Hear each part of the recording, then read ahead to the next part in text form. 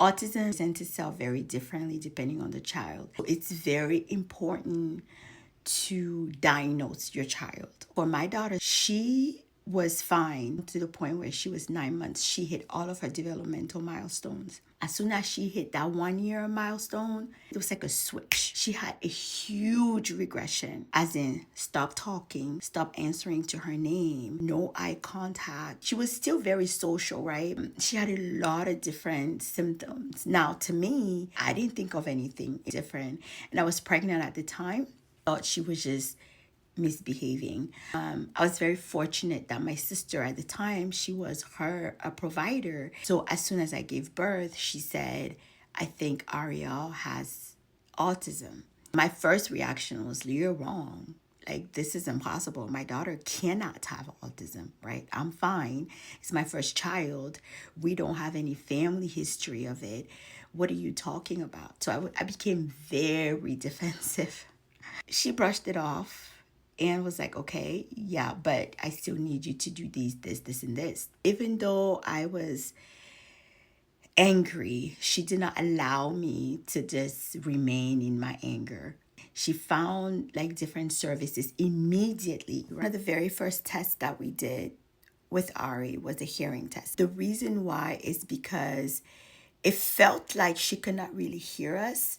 We also did the ADOS test, which is a testing specific to autism. If you do have a pediatrician to do the ADOS test, that has to be done by a developmental pediatrician. So your pediatrician cannot conduct the test.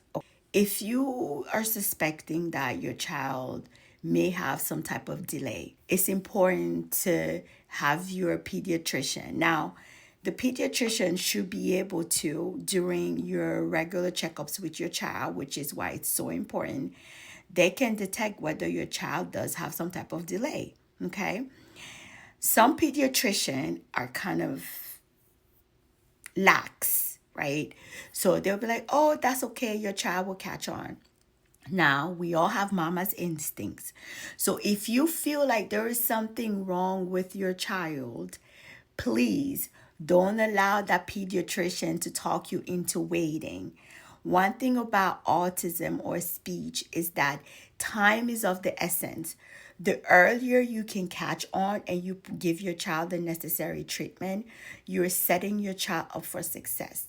And I am only saying this because my daughter is proof of it. So I can only speak from experience. She was 18 months. And we put her in the necessary treatment immediately. And that made a huge difference.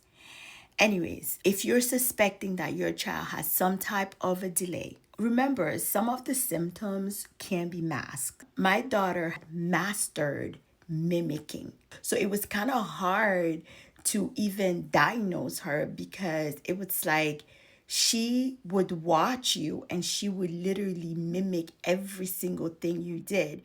So for you to be able to kind of see that there was an issue, you would have to spend a little bit more than 30 minutes with her to realize, like, wait a minute, she doesn't respond to her name. She has no eye contact. Yes, she's very social. She's very friendly. But she opens her mouth, you can't hear anything she's saying. And she has a lot of repetitive behaviors. A lot of kids, they mask those symptoms very well. So that's why as parents, it's so important for you to be very heavily involved. Or if you have like a friend or a family member that comes to you and says, hey, you may want to just kind of check this out. I know the first thing is to be defensive, right? But are you really defensive because your feelings are hurt? Is that the best thing for your child? Because at the end of the day, you diagnose your child and your child doesn't have it. Great. What's the harm in it, right? But if you diagnose your child and your child does have it, it's a very sensitive topic, right? We're super defensive. I was one of those parents. I'd be like, what do you mean? Excuse me, my child has no issues. But I had to be like, wait a minute, like, what does she gain by coming and telling me this, right? Like, is she trying to hurt me or is she trying to help me? No. Is she trying to hurt me or is she trying to help my child? I had to remove myself out of the equation and think about my daughter. What is it that I can do to set her up for success? It's a hard topic. Nobody wants to. You think any parent wants to sit up here and say, "Yeah, my child has a disability"? No. My thing is, if a parent comes to me and asks me, I would tell them, I'll be very honest, right? Make of it what you want.